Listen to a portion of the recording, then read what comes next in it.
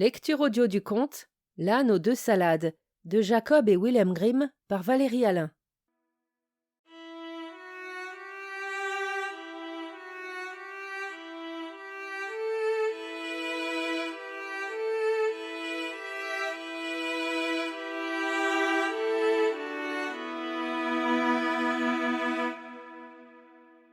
Il était une fois un jeune chasseur qui partait chasser à l'affût dans la forêt.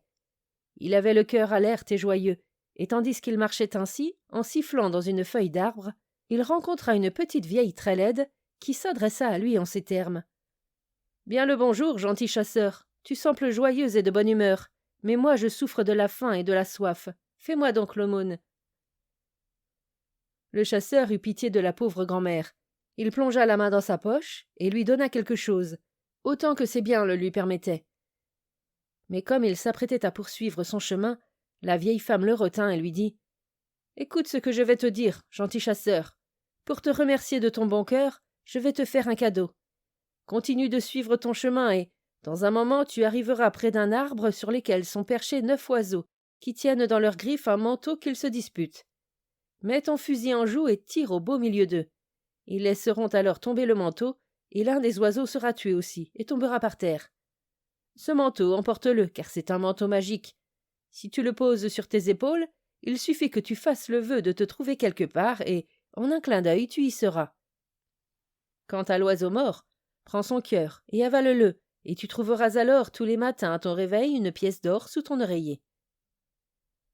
Le chasseur remercia la femme sage, et se dit en lui-même « Elle m'a promis de bien belles choses, si seulement il en était toujours ainsi. » Mais quand il eut fait une 100aine de pas, il entendit crier et gazouiller dans les branches au-dessus de sa tête et leva les yeux. Il vit alors une nuée d'oiseaux qui tiraient de ci de là avec leurs becs et leurs pattes un morceau de tissu. Ils se tiraillaient les uns les autres avec violence et se battaient comme si chacun d'entre eux voulait l'avoir pour lui tout seul. « Tiens, c'est étrange, » dit le chasseur. « Les choses se passent exactement comme l'a dit la petite vieille. » Il décrocha son fusil de son épaule, visa et tira en plein milieu du groupe, faisant voler les plumes. Les oiseaux prirent aussitôt la fuite en poussant de grands cris, mais l'un d'eux tomba mort, et le manteau glissa également à terre. Le chasseur fit alors ce que la petite vieille lui avait ordonné. Il ouvrit l'oiseau, chercha son cœur, puis l'avala, et il emporta le manteau chez lui. Le lendemain matin, quand il se réveilla, il se souvint de la promesse de la vieille, et il eut envie de voir si elle s'était réalisée. Et quand il souleva son oreiller, il vit briller une pièce d'or. Il en trouva une autre le matin suivant, et il en fut ainsi chaque jour à son lever. Il réunit ainsi une belle somme d'argent, mais il se dit finalement « À quoi bon tout cet or, si je reste chez moi? Je vais partir pour aller voir le vaste monde. » Il dit alors adieu à ses parents, mit son sac de chasseur et son fusil sur son dos, et partit de par le monde. Il se trouva qu'un jour il traversa une épaisse forêt, et quand il parvint de l'autre côté, il vit devant lui un château de belle apparence qui se trouvait dans la plaine. À l'une de ses fenêtres se tenait une vieille femme, qui regardait en bas et qui était accompagnée d'une jeune fille merveilleusement belle.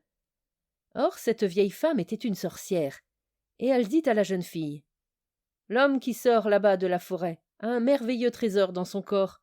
Nous devons le lui dérober, ma petite fille adorée, car ce trésor nous revient, à nous bien plus qu'à lui.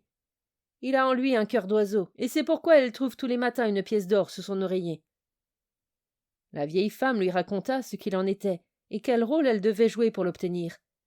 Et finalement elle la menaça en la regardant d'un air furieux. « Et si tu me désobéis, malheur à toi !» Quant au chasseur, en s'approchant, il aperçut la jeune fille et se dit « Voilà maintenant longtemps que je marche, je vais rentrer dans ce beau château pour me reposer un peu. De toute façon, j'ai de l'argent à foison. » Mais la raison véritable, c'est qu'il avait jeté son dévolu sur cette belle image. Il entra dans la maison, où il fut bien accueilli, et où on lui servit un bon repas. Il ne se passa pas longtemps avant qu'il ne fût si éperdument amoureux de la fille de la sorcière, qu'il ne pensait plus à rien d'autre, et qu'il n'avait Dieu que pour elle.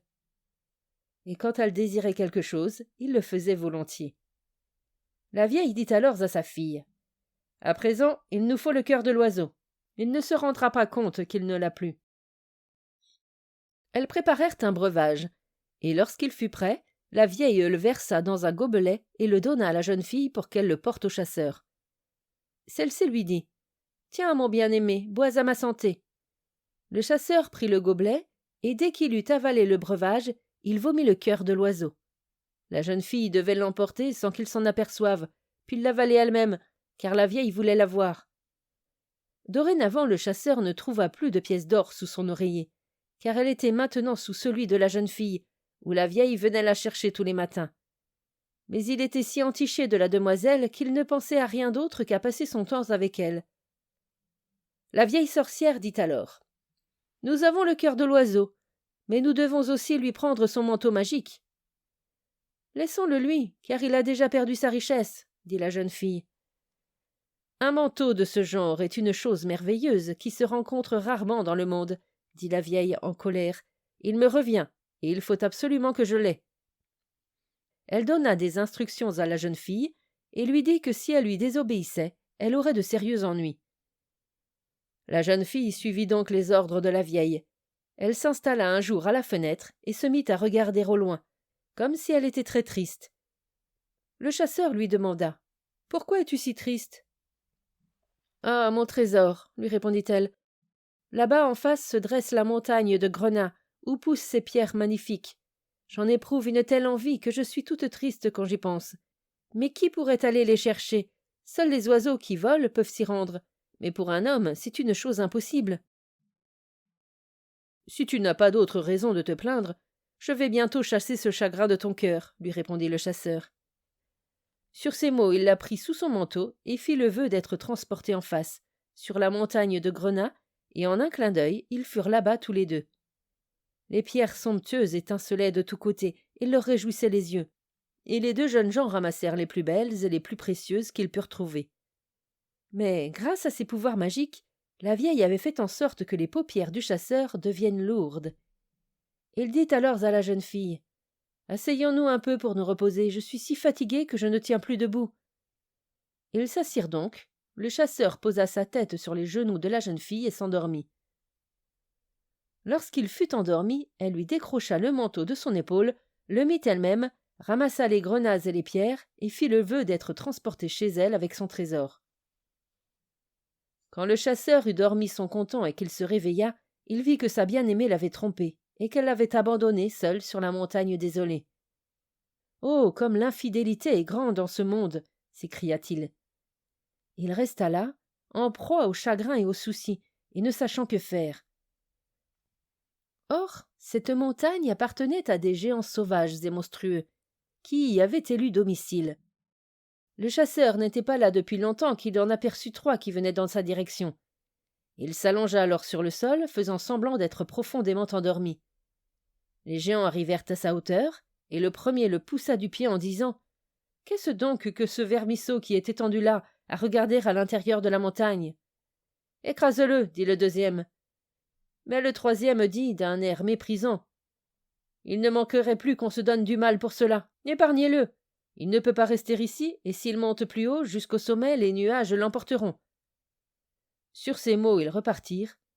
Mais le tailleur avait bien retenu ce qu'ils avaient dit, et aussitôt qu'ils furent loin, il se leva, escalada la montagne jusqu'à son sommet. Après qu'il eut passé un petit moment, un nuage s'approcha de lui, le happa et l'emporta. Il traversa le ciel pendant un certain temps, puis il descendit et se posa au-dessus d'un grand jardin potager entouré de murs, si bien que le chasseur tomba doucement à terre, entre des choux et des légumes. Il regarda autour de lui et dit « Si seulement j'avais quelque chose à manger, j'ai tellement faim, et il me sera difficile d'aller plus loin. Mais je ne vois ici ni pommes, ni poires, ni aucun fruit. Il n'y a rien que des herbes. » Finalement, il se dit « Faute de mieux, je peux manger un peu de salade. Ce n'est pas particulièrement bon, mais cela me rafraîchira. » Il se mit donc en quête d'une belle tête de salade, et se mit à manger. Mais à peine en eut-il avalé quelques bouchées qu'il se sentit tout drôle et tout changé. Il lui poussa 4 pattes, une grosse tête et 2 longues oreilles, et il vit avec effroi qu'il était transformé en âne. Mais comme il avait encore très faim et que la salade juteuse était très à son goût, conformément à sa nouvelle nature, il continua de manger goulûment. il finit par arriver devant une autre variété de salade. Mais à peine en eut-il avalé un peu qu'il ressentit de nouveau un changement et retrouva sa forme humaine. Le chasseur s'allongea alors et, en dormant, il se débarrassa de sa fatigue. Quand il se réveilla le lendemain matin, il cueillit une tête de la mauvaise salade et une autre de la bonne, et se dit « Cela m'aidera à récupérer mon bien et à punir l'infidélité. » Il mit ensuite les salades dans son sac, escalada le mur et partit à la recherche du château de sa bien-aimée. Heureusement, il le retrouva après quelques jours d'errance. Il se noircit alors en hâte le visage de telle sorte que sa propre mère eût été bien incapable de le reconnaître. Puis il entra au château où il demanda l'hospitalité. « Je suis si fatigué que je ne puis aller plus loin, dit-il. « Qui êtes-vous, mon ami, et quelle est votre affaire ?» lui demanda la sorcière. « Je suis un messager du roi et on m'a envoyé à la recherche de la salade la plus délicieuse qui pousse sous le soleil. D'ailleurs, j'ai eu la chance de la trouver, mais la chaleur du soleil est si forte que cette plante délicate menace de se faner, et j'ignore si je pourrai la porter plus loin. » Quand la vieille entendit parler de la délicieuse salade, elle en eut envie et dit « Mon cher ami, laissez-moi donc goûter cette merveilleuse salade. »« Pourquoi pas ?» répondit-il. « J'en ai apporté 2 têtes, et je vais vous en donner une. » Il ouvrit son sac et lui donna la mauvaise salade. La sorcière ne se doutait de rien, et elle avait tant l'eau à la bouche, à l'idée de ce mets nouveau, qu'elle se rendit elle-même à la cuisine pour le préparer. Quand la salade fut prête, elle ne put attendre qu'elle soit sur la table et prit aussitôt quelques feuilles qu'elle mit dans sa bouche. Mais à peine les eut-elle avalées qu'elle perdit sa forme humaine et que, transformée en ânesse, elle descendit en courant dans la cour du château. La servante arriva ensuite dans la cuisine, vit la salade, qui était prête, et voulut la porter à table. Mais en chemin, suivant sa vieille habitude, elle eut envie de la goûter, et elle en mangea quelques feuilles. Le pouvoir merveilleux de la salade opéra immédiatement. La servante se changea en ânesse, elle aussi, et courut dehors rejoindre la vieille, tandis que le plat de salade tomba à terre. Pendant ce temps, le messager était assis auprès de la belle jeune fille. Ne voyant personne apporter la salade, et comme elle en avait envie elle aussi, la jeune fille dit « Je ne sais pas ce que devient cette salade. » Le chasseur se dit alors « Le pouvoir de la plante doit déjà avoir fait son effet. » Et il dit à la jeune fille « Je vais aller demander à la cuisine ce qu'il en est. » Quand il fut en bas, il vit les 2 ânesses qui couraient dans la cour, et il trouva la salade par terre. « Parfait, dit-il, ces 2-là ont eu leur part. » Il ramassa les feuilles restantes, les mit dans le plat et les porta à la jeune fille. « Je vous apporte moi-même ce mets délicieux pour que vous n'ayez pas à l'attendre plus longtemps. » La jeune fille en mangea et perdit aussitôt, comme les autres, son apparence humaine, puis, changée en ânesse, elle descendit en courant dans la cour. Après s'être lavé le visage, pour que les malheureuses puissent le reconnaître, le chasseur sortit dans la cour et leur dit « Maintenant, vous allez recevoir la récompense de votre infidélité. » Il les attacha toutes les 3 à une corde et les mena jusqu'à un moulin. Il frappa au carreau et le meunier passa la tête par la fenêtre pour lui demander ce qu'il désirait. « J'ai 3 méchantes bêtes dont je voudrais me débarrasser, » répondit le chasseur. « Si vous voulez bien les prendre chez vous, leur donner un abri et de la nourriture et les garder comme je vous le dirai, je vous paierai autant que vous le désirerez. »« Pourquoi pas ?» dit le meunier. « Mais comment dois-je les garder ?» Le chasseur dit alors qu'à la vieille ânesse, c'était la sorcière, il devrait donner tous les jours 3 fois des coups de bâton et une seule fois à manger. Qu'à celle qui était un peu plus jeune, c'était la servante, il devrait donner 1 fois des coups de bâton et 3 fois à manger. Et qu'à la plus jeune des 3, c'était la jeune fille, il ne devrait pas donner de coups de bâton et qu'il devrait lui donner 3 fois à manger. Car il n'avait pas le cœur de la faire battre. Puis il rentra au château, et il y trouva tout ce dont il avait besoin. Quelques jours plus tard, le meunier vint le trouver pour lui dire que la vieille ânesse, qui n'avait eu que des coups et qui n'avait été nourrie qu'1 fois par jour, était morte. « Quant aux 2 autres, poursuivit-il, certes elles ne sont pas encore mortes, et elles ont à manger 3 fois par jour, mais elles sont si tristes qu'elles risquent de ne plus en avoir pour très longtemps. » Le chasseur eut alors pitié d'elles, oublia sa colère et dit au meunier de lui ramener les 2 bêtes. Quand elles arrivèrent, il leur fit manger de la bonne salade pour qu'elles reprennent forme humaine. La belle jeune fille tomba alors à genoux devant lui en disant « Ah, mon bien-aimé, pardonnez-moi le mal que je vous ai fait. C'est ma mère qui m'y a forcé. Je l'ai fait contre ma volonté, car je vous aime de tout mon cœur. Votre manteau magique est accroché dans une armoire, et pour vous rendre le cœur de l'oiseau, je vais boire un émétique. Le chasseur se ravisa alors et lui dit: Garde-le, cela revient au même, puisque je vais faire de toi ma fidèle épouse. On célébra donc leur mariage, et ils vécurent heureux ensemble jusqu'à leur mort.